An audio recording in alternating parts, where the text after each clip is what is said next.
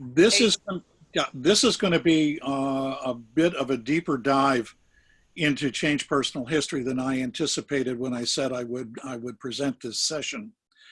All of us have used the skill of change personal history at some point at one or more events and maybe at every event. And based on my experience, I know it works, but I never really got into why. And the why is absolutely fascinating. And it's a follow on a little bit to what we learned the other day from Debbie Battersby in working with the unconscious. We have all heard the expression that nothing has any meaning except the meaning we choose to give it.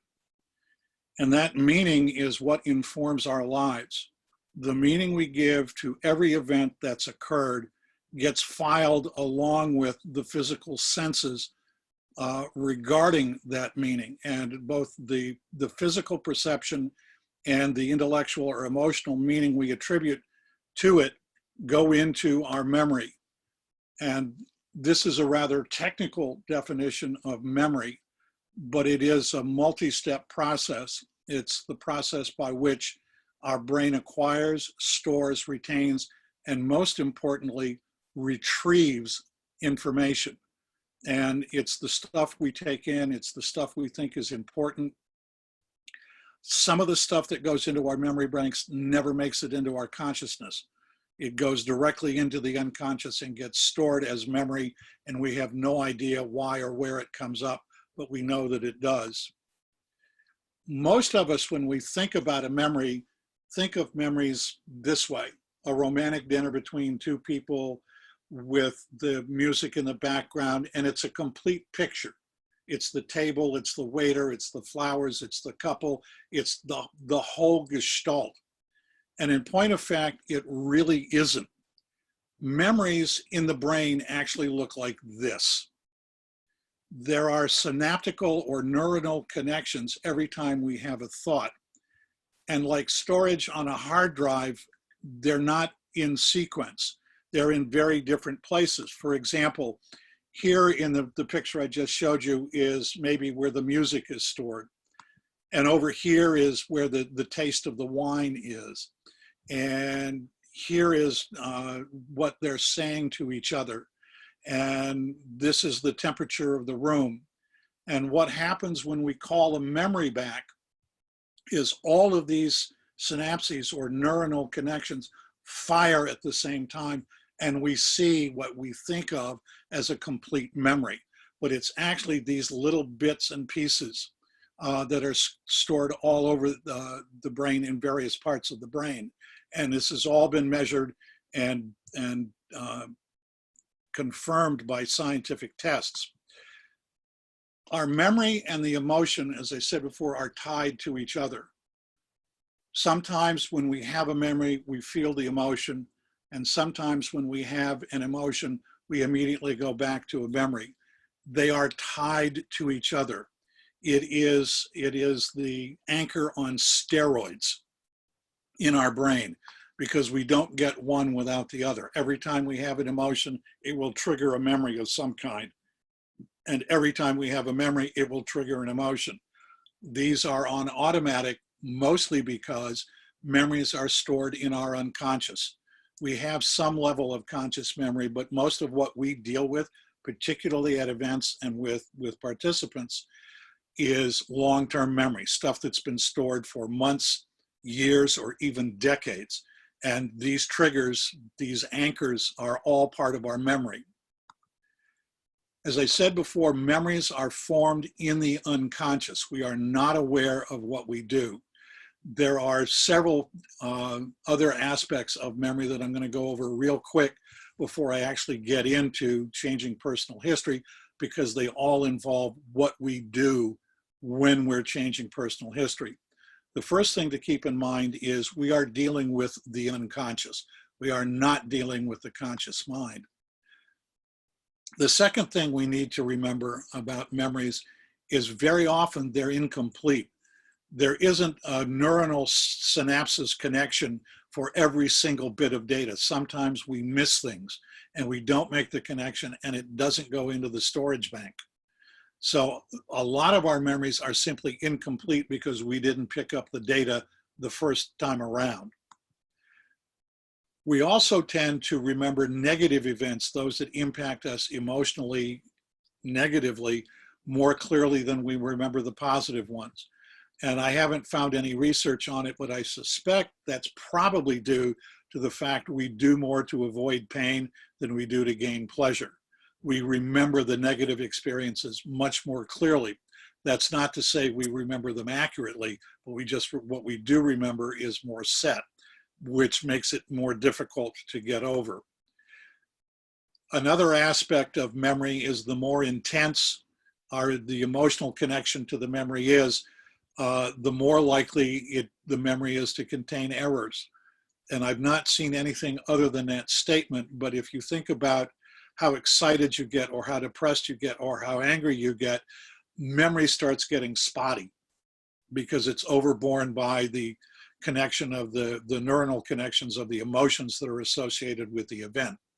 So just remember that the more emotional you are about something, the more likely it is you're not going to remember the event triggering it with a higher degree of clarity. This was the statement that caused me to really think about what's going on. We don't remember the original event when we have a memory. We remember the last time we recalled that event. And stop and think about it. It's not the original memory. We're not going back to when we were 6. We were going back to the last time we thought about the event that occurred when we were 6. And every time we recall a memory, and this is the other eye-opener, we change them every single time. And it's because those neurons and synaptical connections change every time we recall a memory. It's not the same synaptical connection. It changes, it modifies, it moves to a different place in the brain. So the memories we have today of an event from 10 years ago are not the same memories we had of the same event yesterday. Memories change every time we access them. This is a critical part of changing personal history. Memories are changed every time we access them. Every time we access them. Older connections break. It's like the failure of memory as we get older, and I can vouch for that because I'm the only old person on the call. But those synaptical connections just deteriorate, so they're not there anymore. They change because we get new information and we fill in gaps.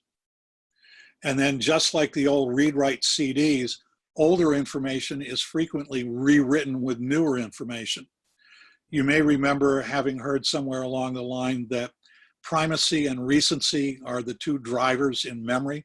We tend to remember more what we heard first and what we heard most recently. So even with long-term, decades-old memories, if we have new information that impacts us or that we think is relevant to an older memory, we will overwrite an older memory. We will create a new neuronal connection in that memory. We've heard Tony say this from the stage a lot. The mind cannot distinguish between what is real and what is vividly imagined. It cannot distinguish between reality and the imagination. If we are fully associated to an internal experience, the brain, the unconscious brain, sees it exactly as though it had happened in the external world. There is one study that I ran across that shows this happening. These are electroencephalograms of students who were at a neurological institute undergoing a specific study. They were playing the piano. The group at the top actually practiced a certain pattern of notes every day for 5 days. And the figures at the top, the first 2 columns, are where the fingers were extended or contracted to actually play the piano. The second group of people didn't have a piano in front of them. They just closed their eyes and imagined themselves playing the same set of notes. And the degree of similarity between the two patterns is impressive. The brain sees exactly the same kind of activity with a vivid imagination as it does in actual reality and external reality. And the bottom group were people who sat in the room and did nothing but twiddle their thumbs, I guess. But they were the control group. And you see no activity in the brain at all. So physical practice and mental practice have the same impact on the brain. And they would have the same impact on memories. That's going to form an important part of changing personal history. Another thing that's probably true about memories is that we may be predisposed to want to change the memories that are painful or uncomfortable. Again, that's part of avoiding pain and trying to gain pleasure. So we remember the painful memories more clearly than we do the positive ones, but we are probably more willing to change the painful ones in order to get rid of the pain, the emotional pain that's associated with the memory. So these are the points that I just went over. Memories are formed in the unconscious. They're incomplete. We remember negative events more clearly. Intense memories are likely to contain errors. We remember our last memory, not the original event.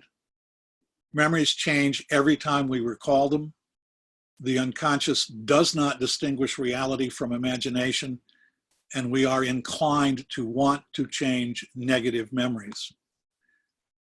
This all leads to the conclusion that memories can be deliberately changed.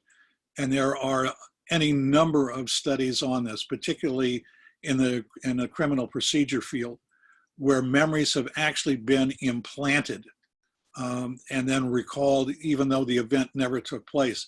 One study I remember off the top of my head was done at a university where a group of, I think, 50 students were given information about an event that didn't happen in their childhood.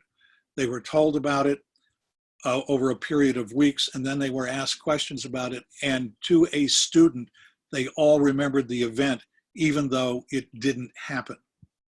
So memories can be deliberately changed. They can be implanted. And in point of fact, that's what Change Personal History is all about. We are changing the memories that people have about events that cause them emotional pain or emotional discomfort.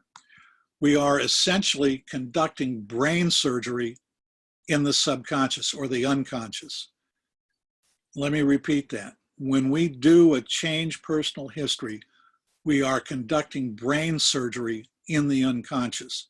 We are going into the unconscious mind and rewiring things. And there are two caveats that come along with that. The first is that intention is everything. It would be very easy to manipulate people by implanting memories of events that never happened, or implanting the memories of preferences or likes that didn't exist until we came along and manipulated the unconscious. So when we're working with participants, we need to be very careful that we have their highest and best interest at heart and that we're not operating from an ulterior motive. So intention is everything, because some of the work we do in Change Personal History is permanent. We need to be very careful about what our intent is when we go into it. And the other caveat that comes along with changing personal history is stick to the structure. This is the rabbit hole I was talking about earlier. Once we drop past the conscious, the guard at the gate of the conscious mind, and we move into the unconscious, remember what Debbie said yesterday, the unconscious is limitless. There are no guideposts, there are no signposts to where we go in the unconscious mind. The structure of Change Personal History is a safeguard for us.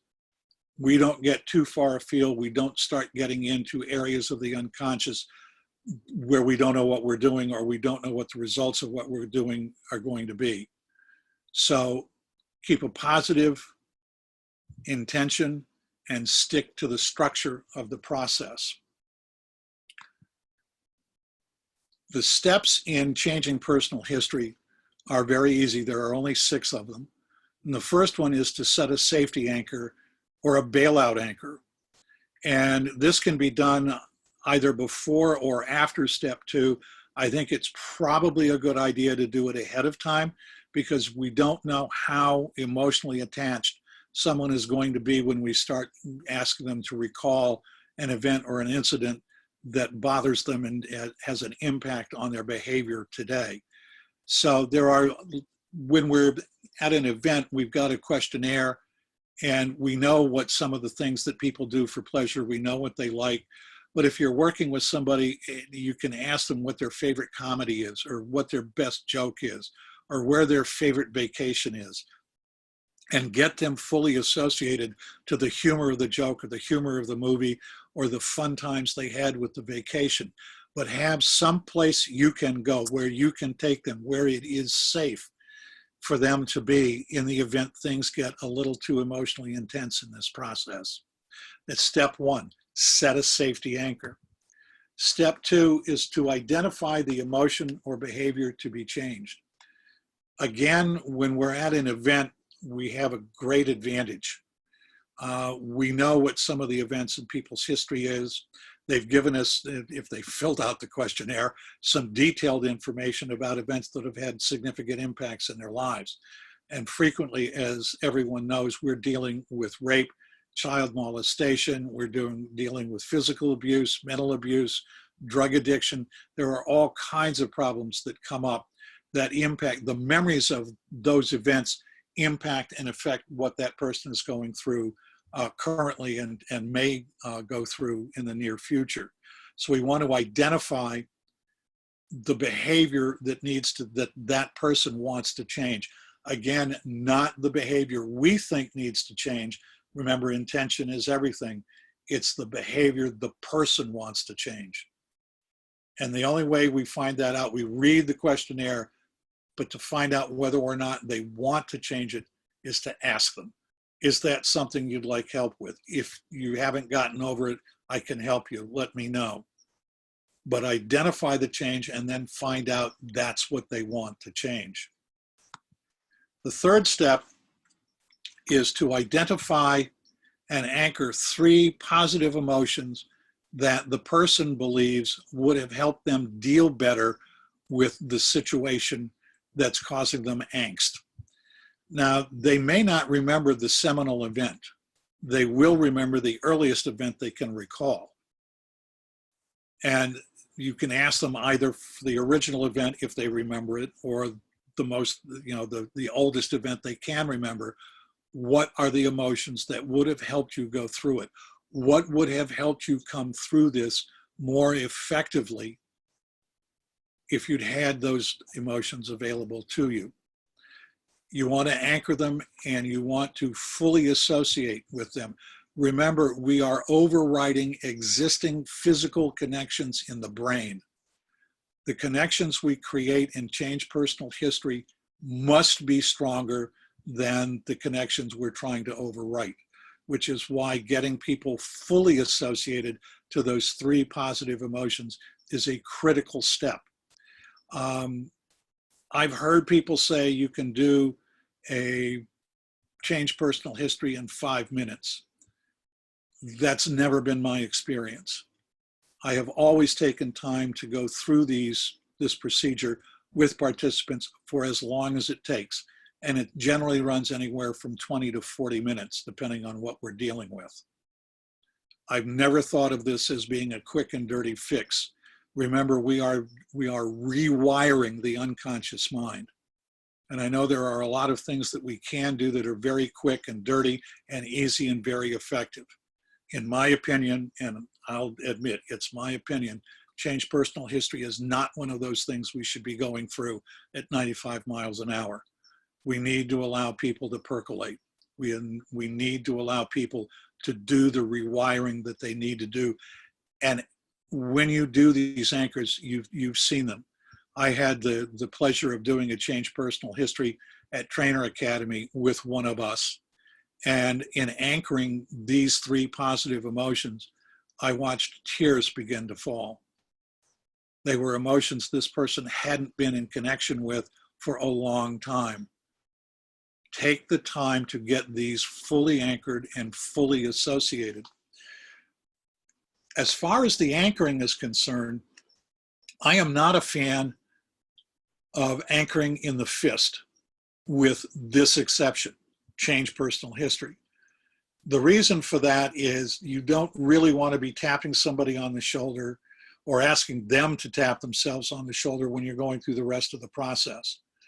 I like the fist because what I do is I hold their hand while we go through the rest of the process. And I'm giving the instruction to fire the anchors we've set, to fire off the emotions that they need access to. And I'm holding the hand and fist to make sure that's what's going on.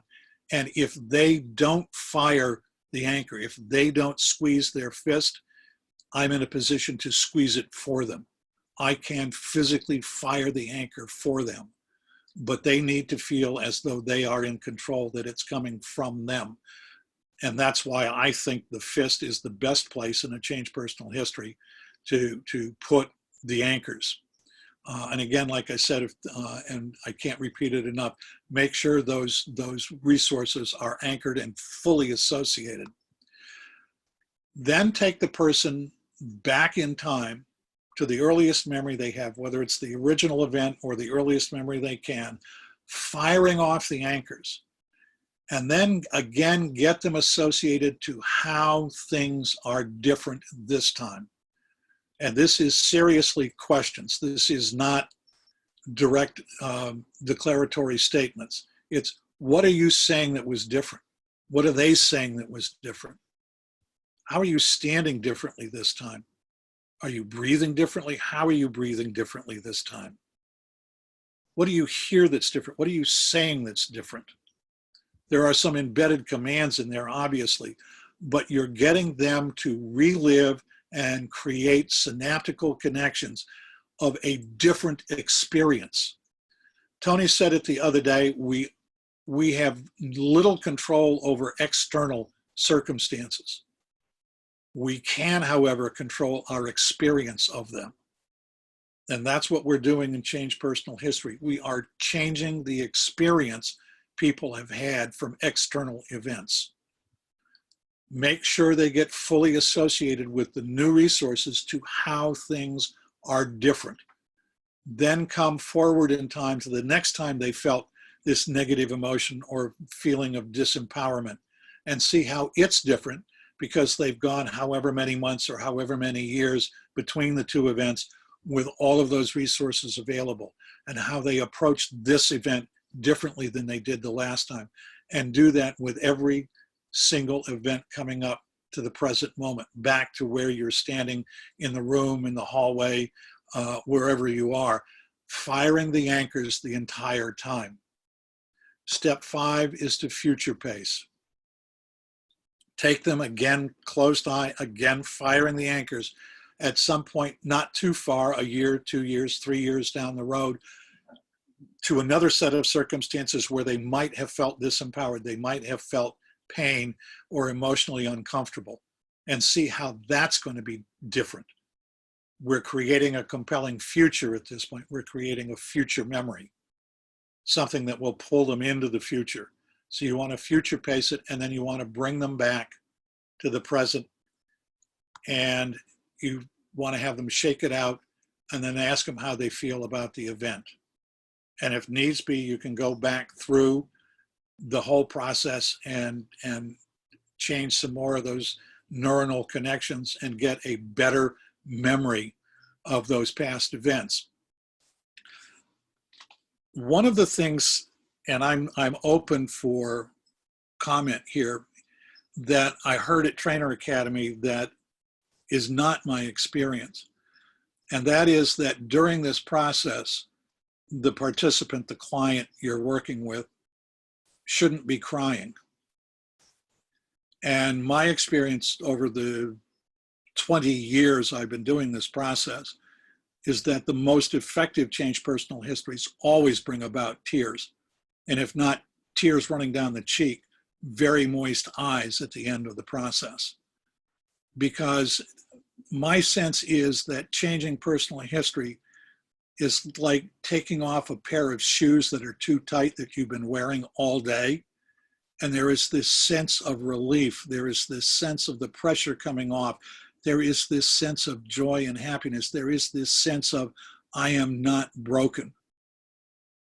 And my fondest memories of my 40 plus dates with destiny is doing this process with people who are, for the first time in years, emotionally vulnerable and happy about it to the point that they can cry.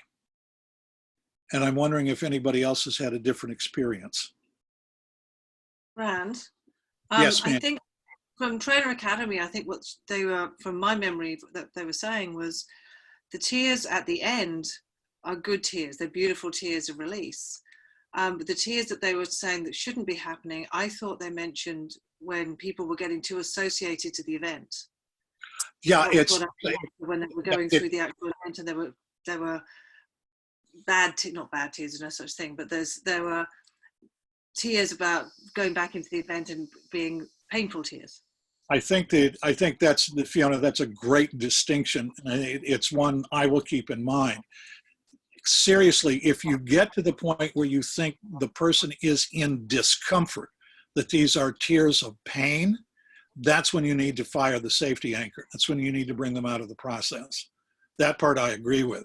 That what I heard was just there shouldn't be any crying in it at all. And that just simply hasn't been my experience. You and I were not in the same group at Trainer Academy, Fiona. So, but yeah, if somebody goes into pain and they become frightened and these are tears of fear, yeah, fire the safety anchor and bring them out of the process. Absolutely. Thank you for that distinction. Anybody else? Okay. While you were, can you hear me? Yes, while you were talking, I was reading the comment, because CPH is one of the tools that I love to use. And I agree with you, it's not a 5 minutes tool. For me, it never was. And I got confused last Date with Destiny because I did it almost always. And I just reread the comments from what you got at Trainer Academy. I always did it disassociated. I was always going through it. I had the person observe and not go through the event themselves. Thank you. I do that as well. It's you don't step into it, with maybe one exception, but it is observing. But it's not. But if you read the manual, the Trainer Academy manual you got, it made so much sense to me all of a sudden, because the way you taught it right now is also the base how we teach it. So if it's something mild, because if it's a rape, I would not feel comfortable saying the person be fully associated with the new resources. Oh no, with the new resources, yes. With the old event, no. If you're fully associating with courage and strength and determination and resilience, you definitely want them to have those fully associated while they're looking at the event from a disassociated perspective.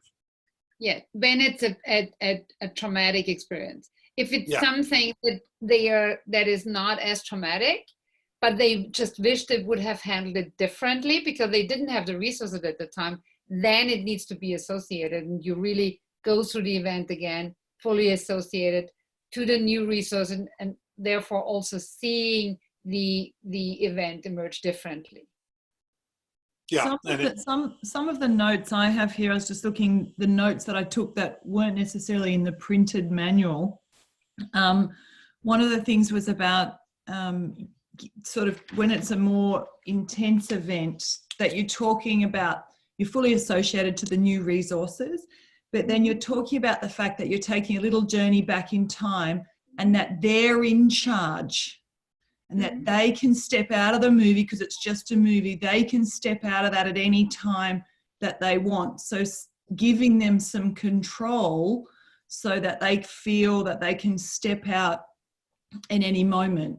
So see yourself moving through the time, through the events with these power virtues in your hand. In this case, they were in balloons that they were holding.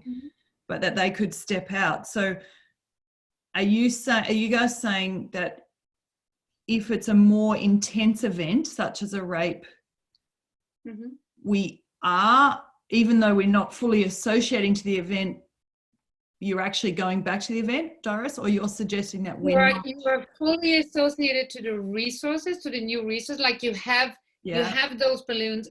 When I work with the balloons, I actually have them inhale the balloons. So they really get all the virtues that are in the balloons into them. So they're fully associated to it. And then if the experience is too traumatic, I have them observe it. This is how I do it. I have them then go to the younger you and give them the balloons as well. And then I watch her go through the experience with these new balloons. So I'm not associated. And if it's like a phobia cue. So if it's still too much, I even go double disassociate. I think I have hardly ever done a fully associated, also going through the event, feeling new emotions. Because I think I only use TPH for really traumatic things. But it's very clear to me now. It's like I'm so glad I reread while I was listening to you. I reread the Trainer Academy manual because it makes it very, very distinct. It's very good. It's really step by step. And it's great what you said, the distinction, Jackie, that they need to be in control because that's what they probably felt, that they were not in control. So Right. Whatever it is, they need to be in control. And the good thing is you're with them. They know you are here. So even if you don't go with them there, but they can also bring somebody. Yeah, Doris, too far ahead of the presentation. Okay. I'll skip the balloons when I get to it, but there are other things. This is what I've gone through at this point is the basic change personal history. There are things that I'm going to talk about in a minute or two that are balloon-like and taking a guardian or protector back with you and that sort of thing. So let me get here. Here are the 6 steps again. Set a safety anchor, identify the behavior or the memory, because that's what it is. Anchor 3 positive resources, go back to the earliest memory, have them observe. And and in point of fact, I never have anybody do anything other than watch. They are dissociated when I do it through the whole process. They are never actually down and in it. They're watching themselves do it, but they are not in it.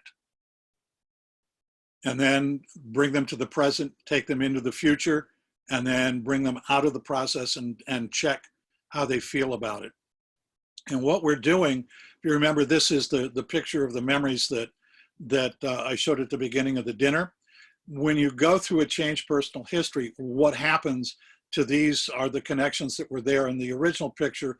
Well, now the red one is gone and this kind of pink one has shown up. It's moved locations. It's the same idea, but it's not nearly as intense, and it's just moved to another connection. The yellow one there toward the middle of the upper is just gone.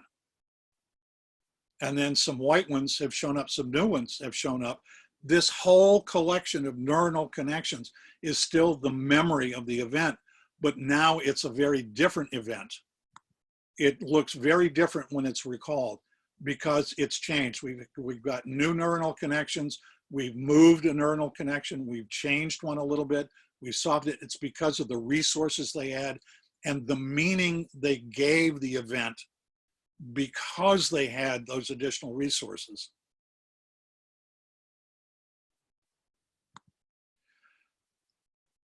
Doris mentioned it before. One of the additional things that you can do if somebody is really concerned about going back to the event, and it's particularly true if it's a traumatic event, they can take a guardian or a protector. It can be a grandmother, it can be a mother or a father, it can be an older sibling, somebody that they trust, somebody that will go back with them to the event and be there for them. And as Doris and Jackie and Fiona mentioned, you're with them as well. So they've got two people there with them. The participants are fully aware of the fact that you're with them during this process, particularly if you're holding their hand and firing off the anchor for them. But don't be afraid to ask at the beginning, if there was somebody you could have had with you that would have helped you in this moment, who would it have been? And take that person back into the process with them. We can also give resources to the other people who were involved. If it was somebody who was verbally or physically abusive, you can ask the participant what resource or resources would have helped the other person deal with that situation differently. And at the Date with Destiny in West Palm Beach last December, I ended up doing a couple of CPHs with people who gave a significant number of additional resources to the other people involved in the events that we were talking about. So you can send a protector back, you can give resources to somebody else. And I forgot about the balloons, and I had such a great picture of a little boy with a handful of balloons in his hand. When you anchor with a childhood event and you are anchoring the positive resources, you want to create a balloon with a color. That color represents the resource. And however many resources you are, have the person go back to the event, the earliest one they can remember, and give their younger selves the balloons to hold. And let them take, as Doris said, let them take the balloons inside. Because that gives the person in the event those resources, as well as you watching the event with those resources in your hand. And it has an incredibly powerful impact on the process. And I've even had one participant who asked, could he give one of his balloons to the other person? This is an amazing process that has an impact, I think, beyond any of our understandings, unless we've actually gone through the process ourselves. It is, as I said before, brain surgery on the unconscious. Another thing you could do, and I watched Patty Morehouse do this years ago when it was Trainer Academy, you can have people physically move during the process. If they are standing in a specific place that's the present, have them step to the left or the right or the back or the front. Just have them move to the past, physically move. Take a step into the past to where you're hovering over the old event, and then slowly come back to the present space, and then slowly move in to the future, and again come back to the present. Spatial anchoring, getting some physical movement, some physiology into this process.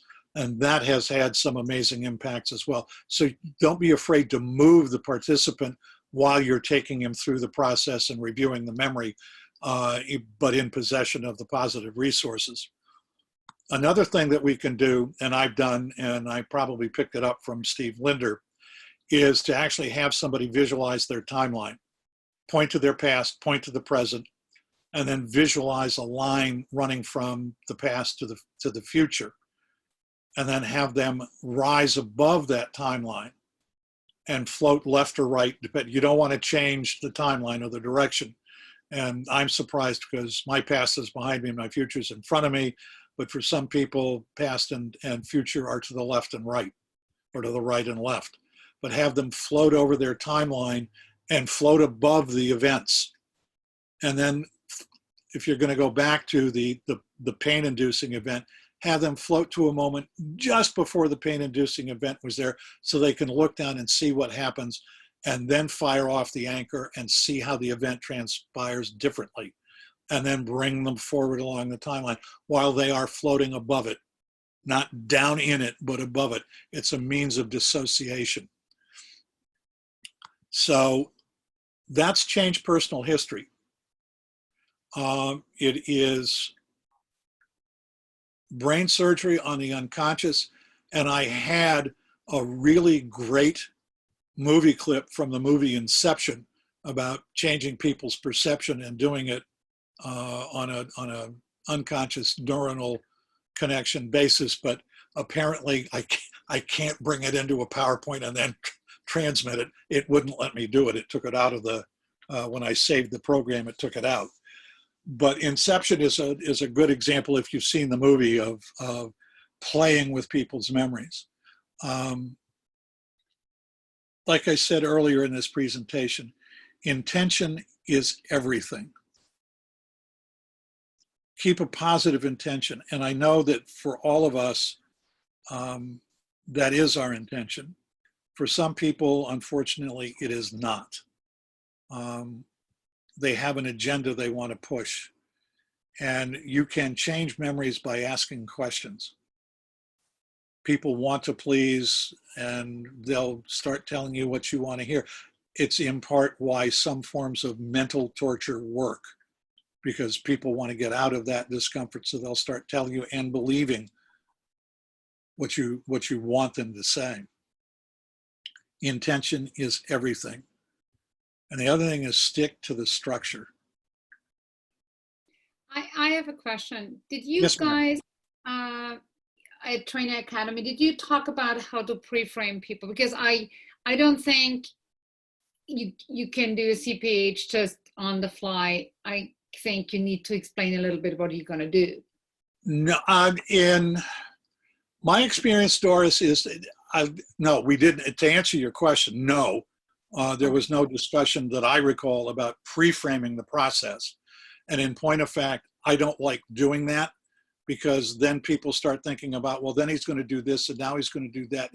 And they're observing the process rather than participating in it.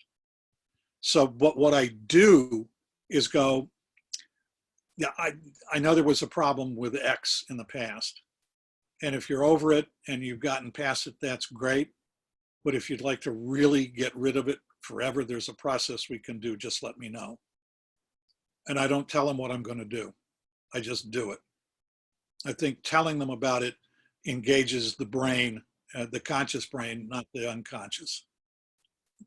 But that's I do pre-frame them. I do pre-frame them because I think if this is, you know, at David's Destiny, for example, at David's Destiny, especially, we know from our participants who we need to actually help with a CPH. We do. So at some point, I just ask them if it's okay to do a process with them where they have to close their eyes and probably visualize. So I just, you know, pre-frame what's going to happen, but not the steps, of course. That's what I mean. Can I ask something? Sorry, obviously I haven't been a trainer yet at an event, but obviously been a senior leader. So many of my experiences are actually not that I've looked at the questionnaire and said, okay, I'm going to go up to this person and I'm going to do a CPH. Most often it's happened that it's a corridor or a bathroom and someone who's not even on my team, and I have absolutely no idea what their background is until they start blurting it out there in the moment. So a question that I have is, how are you, when you're pre-framing it, if you have the information to hand and you know, and you're going up specifically to pre-frame it, I understand that. But if I'm with somebody in the corridor who starts just talking about it and my body says the best thing here is CPH, do you pre-frame then in that moment, even if you're not exactly quite sure yet what you're going to find? Or yeah, it doesn't matter what I find. It's because I will find it pretty quickly. But for me, it's more to give them. It's a rapport tool for me. This is like, okay, especially when they don't know me. The only thing they trust me. There's instant rapport because I have trainer and you have senior leader on your shirt and now trainer, so they know you are here to help. But I just do it. I think it's just for me. I need some. Can you give me an example? Like how, when you say how would you pre-frame? Could you share how you do that? No, I have a little tool that I would love to go through with you, and it requires your presence, your openness, your willingness to really look at it and handle it. We need to go back in time and handle the thing. Okay. You have the tools now, because if they don't know me, they probably don't want to go through that. And I So don't need you to tell know them- about. I don't need to know about it. You can keep it to Okay, yourself. Okay. It's like don't talk about it. You know, if this is something you don't feel comfortable, you don't have to say anything, but just answer the questions like, what are the resources you would have needed? Doris brings up a great point, and I apologize for not making it. When we're at an event and it's somebody on our team, and assuming we've read the questionnaire, we're going to know what the event is. You don't need to. And they may not even know what the event is. They just know that there's this repetitive emotion or behavior that keeps popping up, that keeps getting in the way. They don't need to tell you what that is, because the key question, as Doris just indicated, is what are the resources you would have needed to handle that? Whatever the situation is, what are the resources you would have needed to handle it better? It Well, might be. hold on. I need to interrupt you there. I'm sorry. Because I hear participants say, but I am not guilty that I got raped. So why would I have to have it handled? So it's like, I heard that answer many, many times. The thing is really, it's like how you wanted to have felt. It's like the emotion they attach to it. Because sometimes they then go into, oh, so it was my fault I got raped? I should have had different resources? But it's the emotion. Yes. Am I talking gibberish? No. but I'm trying to understand, because this is really significant what you guys are talking about, because because I hear you, Doris. I've heard exactly that. And so I went to what resources would the other person, I went to give them something that would have been better for them. And I was like, shit, I hadn't come across that. So I didn't know what I was doing in that moment. I was like, shit, give them the other person, they could have been more compassionate or whatever. Yeah, but it's not about them. It's about how they, yeah, that's right. Yeah. the memory and the emotion, the emotion they attached to the memory. That happened. And therefore I now always feel taken advantage of. But if I would, when they do a CPH, they are much wiser. They have learned so much more. So what are some resources they didn't have at the time? If they would have had it now, how differently could they look at the situation? How would they feel? And when you then go with them through the whole process, they feel the compassion, they feel the courage, they feel the humor at times. If they would have had more humor, they would have given it a different meaning. Let's just go back. If we go back to Rand, and I think it's brilliant how you started the presentation, because explaining the meaning and the emotion, because it's a meaning we give a memory. It's a meaning we attach to an event. And that's what we need to change, the meaning and the emotion. So it's not about the fact that if they had have had more strength, they could have said no. No. It's much more about the fact that it's what they said to themselves about themselves. Is that Exactly. Yes. Exactly. It's how would you have coped with that differently if you had those emotions available? Remember, we're not changing the event. We're changing the experience of the event, the meaning we give the event. Yeah, that's key. The It's very event happened. The event happened. The rape occurred. There was no way. I suspect if you really went into deep therapeutic hypnosis, you might convince them that the rape didn't take place, but we're not going there. And yeah, and this is part of the rabbit hole I was talking about yesterday, and but it's like, it's also, change personal history has a lot to do with what I'm gonna explain to you on Monday and Tuesday. And on Monday and Tuesday, it will appear oversimplified, because it is very simple. It's everything. You did half of my presentation. I probably only need one day now, because it really is, because it's changing the neuronal connections in our brains. That's all it is. and all it is, we go back and we visualize it differently, we see it differently, therefore we feel different, have a different memory. And that's key. Go ahead. Rand, you said just now, or if I heard you right, you were saying that they don't have to remember the event. They're just looking at the patterns of behavior that have. No, they don't have to tell us the event. They don't have to tell us. And they may in fact not remember the very first time it happened, but they will remember the earliest time they can remember. So they'll know what it is. They'll know at least a situation in which the feeling or the emotion comes up that gets in the way. We, as the practitioner, do not have to know what that situation is. Sure. So if they can't remember the original situation, they just remember the earliest one they can remember. Right. Yep. Okay. Thank you. And Fiona, can I answer that question too? Because that's trauma one-on-one. So it's like, in trauma, you will not remember the entire picture. You will not. There's parts that are split apart. They're frozen in time. There's parts that are frozen in time.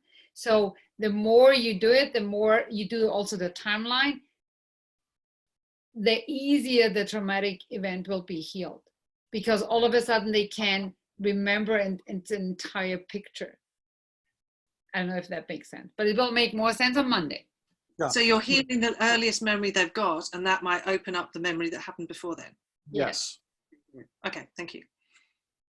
Just a quick share in some of the more impactful change personal histories that I've been involved in, and I probably more years ago rather than more recently, where I would tend to float out of the body, move back to the event, and actually before the event. And I remember two specific ones, and it's only now looking back on it, I kind of know more of what I was doing, but I was collapsing the anchor back at the time of the event. So it was actually a change personal history, collapsing the anchor, even almost like in the memory, cutting the cord where the memory of the old emotion, the emotion that had all that energy with it, letting that emotion go, which meant that as we come back to the present, the old emotion wasn't there at all, or not to the same degree. And it was watching the people, come through that, and particularly days and even 6 months afterwards, where we meet them at other events, to actually see the transformation in them was phenomenal. And like, I love the change personal history now, in that I'm much clearer about the steps, and I probably won't be doing the collapsed anchor part of it. However, I watched it being so effective. How would you do it? Can you describe it? How you would come? I have ideas and I have pictures immediately in my mind how I would do that. But can you give me an example of yours? So in sharing about the event, I would have been asking them up front, if there was, rather than with the story, if there was an emotion about that event, and then they'd share the emotion. Yeah. So also it's like anchoring those 3 positive resources and going back. And as soon as they'd move into the event, it was collapsing the emotion at that time. But particularly they had fired off. In fact, Rand, as you were sharing about going back to the event, that was the one thing that was emphasized so much at Trainer Academy: fire off the anchor and go back to the event. Your comment, James, reminded me of something I meant to say and did not. And that's that change personal history at bottom is a very sophisticated, subtly nuanced collapse anchor. You are collapsing the anchor between the event and the emotion, that the meaning, remember that event and emotion, the double picture that I showed at the very beginning, where the memory of the event triggers an emotion and the emotion triggers an event. Changing personal history breaks that anchor. So this is the whole process, is a form of collapse anchor. You are using the positive resources to go back and collapse, rewire, which is what happens in a collapse anchor, rewiring the synapses that surrounded the meaning being given to that event. So you're absolutely spot on. It is a form of collapse anchor. But there's actually no need to do it. Like the collapse anchor in the steps that were given now, the 6 No, steps. You could, absolutely could, but I don't think you need to. I was Because just thinking that you could make it fun, like, you know, because I always use the air balloon. I always go back on a timeline with the hot air balloon. And I don't know, because so I can totally see how you can actually also get rid of the negative emotion and do something with that, like physically. Yeah, and particularly with that negative emotion, that it's if they can see it on a string or on a, you know, on that they're holding it, and then they can cut that string. Yes, or exploded or dig it deep or something. It's like, I love it. It falls to the ground. It's like it's gone. Yeah. It can be. Rand and Doris, may I ask a question if James is finished? Yeah, I have a couple of questions. No. But they're not related to what we just asked. Yeah, go ahead. I think you made a very clear distinction. So I had a participant. So what happened? The participant was a child, and she saw, you know, her little brother being abused and whatever, right? So, and like with CPH, you know, I thought that by giving now I understand, to give them, like, because when I tried to do a CPH and I tried to say like what emotions you could have used then, the person wanted to use these emotions and change the event, stop the unjust, right? But now I understand it's not the point. The point is what different meaning could she have done to witnessing what was going on. It was like horribly wrong. And now I'm thinking, what could be done? What emotions, how can she give it a different positive meaning when, you know, things were just horrible, what she was witnessing? What would you do? You're on mute. Mute. Right? Am I? Oh, okay. No, I'm not. It doesn't show mute. Am I I can back? hear you now. Okay. Yeah, you're back. It's her. How did you feel? And you wouldn't necessarily ask this question, but how did you feel? How did you feel because you didn't stop it? How do we change that? Was there really anything you could do? You were a small child. Was there anything you could really do? How about if you loved your little brother and gave him some protection after it was over? You know, those kinds of things. You can't, remember, we're not changing the event. We're changing the meaning or the experience of the event by giving you some emotional resources that you didn't have at the time. So again, it's how did you feel about you? How did you feel about the other person? How did you feel the day after it happened? She's probably feeling a little bit guilty about not having done something. So yes. What would have helped her get over the feeling of guilt? Compassion for her little brother, love for her little brother, maybe compassion for the other person. Understanding that sometimes stuff happens that we just can't stop. So the question is, how do we deal with it? Her feeling, I mean, this is not something I would take your participant through, but it's her feeling guilty doesn't do anything for her brother. It just makes her feel like crap. Okay. So it's getting over the feeling of guilt or less than or being worthless or being a coward or, you know, any of those things. They're feelings about her that need to change. What could she have done that would have enabled her to experience that situation in a more powerful way? Not stopping it, but just experiencing it differently. Doris, you're up. No, and you know, and I would just, I don't know if I understood your answer correctly, Anastasia, to be fair, but what came up to me was, you know, since it is a situation where two people are involved, probably give the other person involved also some balloons with some, you know, what is it he would have needed to come. Wow. Yeah, I Give it didn't this think one. about that. Yeah. So give him, also bring some of those with you, and then give it to him. See him go through it and create a different meaning from it as well. So we're essentially talking about how the person goes forward in life after the event. So even though we're going back before the event, And then you see it go through with the new resources. with the new So resources, therefore you're they giving it a new meaning. Yes. And then you're Yeah. moving forward with that new meaning to all the other situations in life where you've felt victim or where you've felt whatever. Right. Yeah. With and with the new resources. Yeah, with the new Especially with the resources, yeah.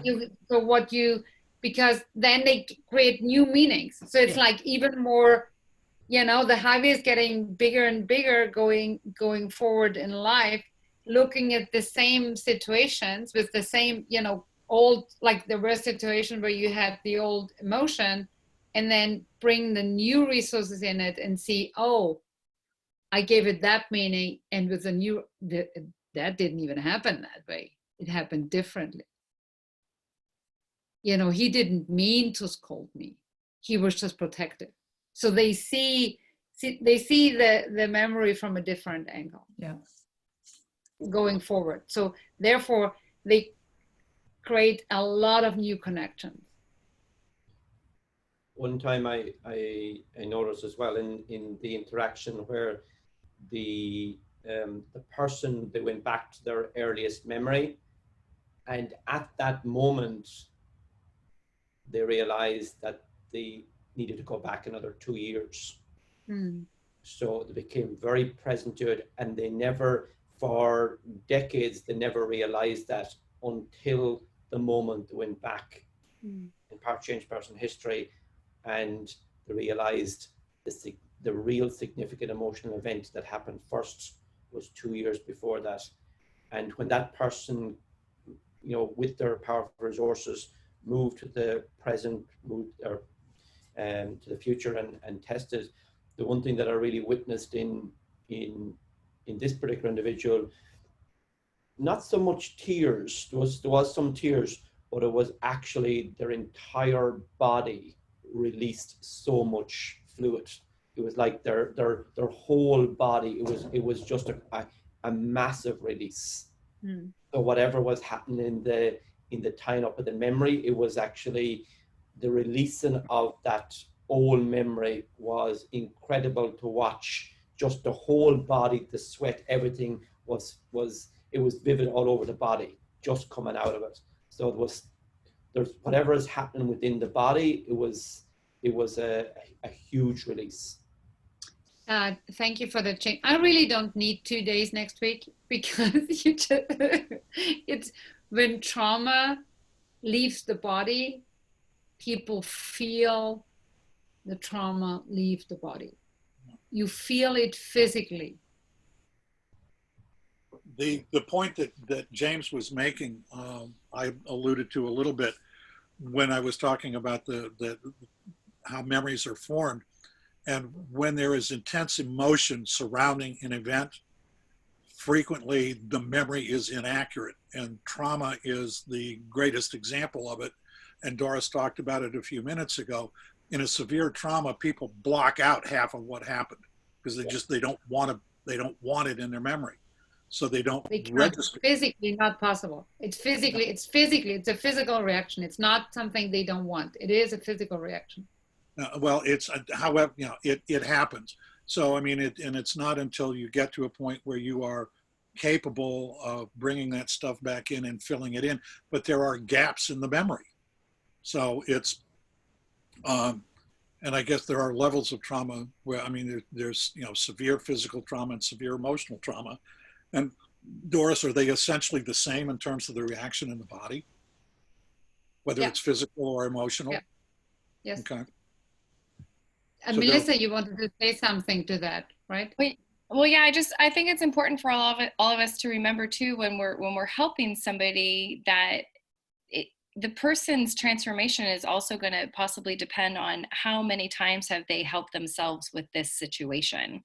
You know, it's not quite often that somebody has a rape, they do one thing and then it's over. It's usually layers and layers of healing. You know, I have a friend that at this point in her life is grateful she was raped and molested as a child because of what's come out of it. That didn't happen when she was 24 years old, the first time she was healing it. She moved a little bit. And I think the other thing, you know, like Jackie, that you were saying, if you run into somebody in the hall, I think more than anything, it's trust and believe in yourself, that you're going to know what to do with that person, and that it's okay sometimes to get help from other people, because sometimes it's severe situations. At a UPW, I helped a man who had been in jail for 20 years for killing his mother. I was scared shitless to help this guy, but it's like I got some help, so I was in check. And then when I helped him and did this like combination of CPH, where we went all the way back before he was born to have the resources he needed to be able to move through his life, through that experience and up until today. And the amount of liquid that came out of this man's face was a lot. And it was a really beautiful, beautiful thing. Yeah. But I had to check myself first, because I had judgments and fears just about talking to a man that had murdered somebody, right? Yeah. I've been asked to help the person, but it's like, you know, when I finally got myself helped a little bit, it was like, you can go into it. Like, we know so much more than we think we do. Mm-hmm. And I love that you said, ask for help. You know, we don't have to fucking do everything by ourselves. We don't. I actually had to get quite a bit of help, because it wasn't until someone said to me, maybe his mom had to die for him to live. Mm-hmm. And then that allowed me to get curious as to what was his childhood like. And it was horrendous, you know, and that's why we went all the way back before he was born. And that's where he got the resources. And you know, he's been working on this for 20 years. Yeah. Or over 20 years. He'd been out of jail and everything. Anyway. No, it's beautiful. And it's what you said about your friend. It's like, we have to also, and that's why, you know, I didn't want to go down this rabbit hole where transformation happens in an instant. It's like, yes, it can happen, but there are so many layers of work that have been happening before that at times, I believe. I was just collapsing everything here. You know what I mean? It's like transformation can happen, but I believe there are layers until we get there. I'm just wondering, in terms of when are other examples where change personal history would be the kind of more obvious choice of tool? Because I remember years ago, there was a lady who, she had quite a challenge in life, and she had come through so many things, and for many years was doing brilliantly according to herself, and she was taking a specific drug later in life. And for her, she had a huge amount of shame around this. And, you know, back then I remember I was a mixture of collapse anchors and change personal history. And I know, meeting her, you know, many days afterwards and long after, she never took a drug after that. And I'm just wondering, what would be typical scenarios, you know, because abuse is the obvious one in terms of there's a very significant trauma, but is it to do with any trauma in the past that change personal history becomes the more obvious tool, or is there any thoughts on that? Melissa? Yeah, I mean, trauma is trauma. It's not necessarily that they have to be raped or, you know, almost died. That if someone's love language is physical touch, they might have trauma because they were spanked as a child, or their mother slapped their face in 5th grade. You know what I mean? So it's like, there's some people that have lived through hellish stuff and they're okay with it. You know what I mean? So it's just, it's removing our judgment as to what the trauma is, or the traumatic event for them. Because there's so many factors that go into what is the traumatic event. Melissa made a point. Melissa made a point just a second ago, James, that it is, we need to keep it in mind, and we've seen it in questionnaires at events. Somebody will talk about an horrific event in their past. The woman who was involved in some of the Underground Railroad, the Children of God, who was at the at the Date with Destiny in Boca Raton years ago, she had come through that. She had gotten past it. She was using it as a source of strength and power to get other people out of that cult. She didn't need to change personal history. Sometimes you'll read where women have been raped, and they've set up, battered women's shelters, and they've come to, and they're fine. It's not so much the event itself, but what is the residual impact of the meaning they've given the event on the rest of their lives. If they themselves have converted the meaning into something powerful and positive, we don't need to go in and change it. And I would advise against doing it. I think that's because I'd be familiar with what you're referring to, Rand. I think the one thing that was presenting itself there was when the person, I think that you're referring to, when they went back, the memory was triggering spasm or triggering, it's almost like an epileptic fit in the individual. And the challenge there is that doing a change personal history may not be the right tool to support that person. Doris? I immediately go, why don't you do a collapse and anchor there? Yeah. Yeah. Like collapse the anchor. There's something. I would first try to collapse the anchor and then see what else is there. Yeah. But sorry, Doris. Go ahead. Just going to say, I didn't realize that it was only for trauma, because I've had the CPH done on me, because when my son was 2 weeks old and it was Christmas Day, my husband packed his bag to go back to work on the other side of the world. And my meaning was, I'm not important, we're not valuable, work's more important to him. When I did the CPH, it was, he's feeling so responsible now that he's even willing to go to the other side of the world on Christmas Day and give up this time with his newborn and his wife so that he can provide for us and make sure we have choices in life. That changed my entire relationship. And how did that work for you, Jackie? How'd that work for you? No, it was amazing. But I wish I'd done it, would have been handy about 18 years before. But other than that, do you know what I mean? It was hugely, and it was like dominoes for me. And it wasn't, it was literally it really was a 10-15 minute process. There was more time telling the story about the trauma that I'd experienced than there was for the process. And it was so significant. And so for me, it doesn't have to be, the use of CPH doesn't have to be because someone was raped or abused or. No, absolutely not. At all. In point of fact, and Doris can confirm it, trauma can be spelled in all lowercase. It can be spelled with a capital T. It can be spelled in all caps. It can be spelled bolded with the level of trauma rising at every level.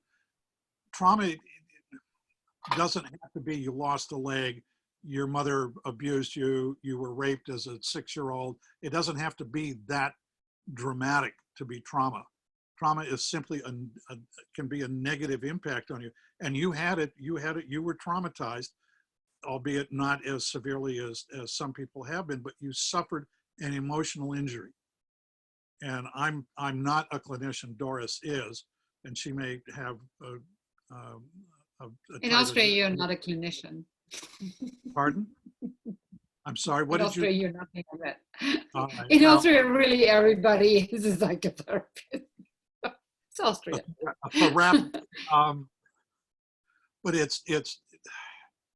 it's not so much the nature of the event, it's how the meaning you've given the event has impacted the rest of your life. Only. Whatever the event. Only that.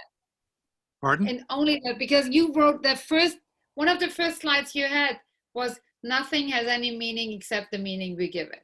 Right. So So it's if I had a colleague, a therapy colleague, whose biggest trauma was that she crapped her pants at 3 years old on her dad's bike. If she created the meaning she is a worthless piece of shit because she should have had her act together, and this is how she lived her life, going back there and CPA? changing that will Absolutely. change her entire life. Well, what I'm getting from this, though, I don't know if it's correct, is that it's where there's a story with a meaning that's not supporting them, that really indicates more a CPH rather than the collapse anchor. And that's the whole range from upset trauma to significant trauma.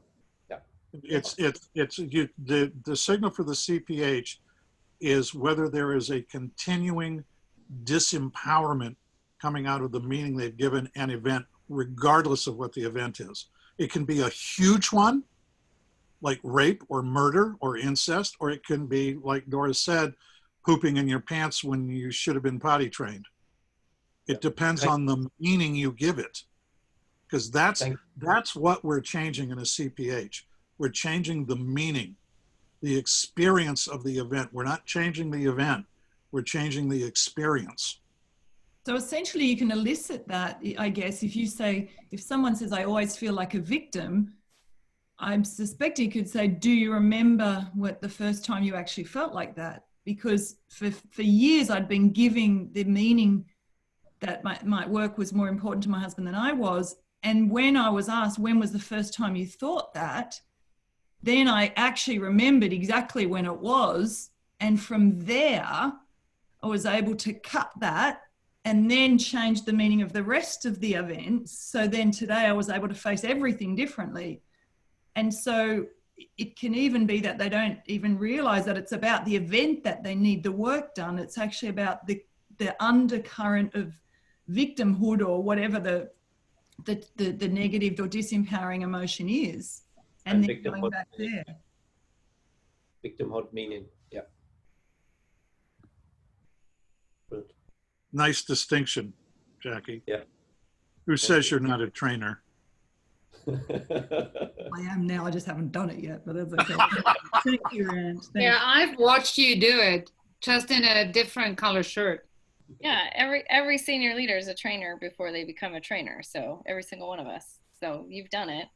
Otherwise you wouldn't be a trainer. I've done it, and and I realize also that I think for everybody we're always learning and we're always getting more distinctions and things like that. But just now realizing that thinking CPH was more for trauma, like a specific event, but sometimes it's actually, you don't even know what that event is until you start asking a few questions. Yeah. I could use a CPH because my sister threw oatmeal on me when I was 7. You know what I mean? Well, Like I sometimes go back to some of that and I'm like, oh my God, that's a key memory and some shit with my sister. Suck it And up. that is not in the Live with it. Deal judgment with it. trauma. Deal with Right? it. You should have thrown oatmeal back at her. Do you remember the Cookie Monster? Stop I'll thinking throw that. it at Doris. She's supposed to eat oatmeal, right? Actually, where was the research? The research that you did, that was there. Do you know where that came from? The physical and mental practice had a similar impact on the brain.